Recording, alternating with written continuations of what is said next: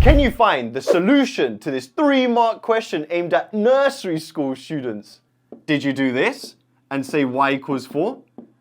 You only get 1 mark. Let me explain why. By you crossing out x on both sides, you are doing a division on both sides by x. And the error here is if x could be 0, you are essentially dividing both sides by 0, which is not possible. We can't do that in mathematics. What we should be doing is taking our positive 4x, moving it to the other side, so we have x times y. A positive 4x on the right side will become a negative 4x here. Then we have nothing left. Then what we do is factorize the common variable x. We write x, introduce a bracket, and write down what's left. Y minus 4 equals 0. Now that it's factorized, we're saying x multiplied by this bracket is 0. How can two things multiply to give 0?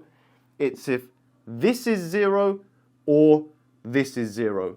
So either x equals 0 or y minus 4 is 0.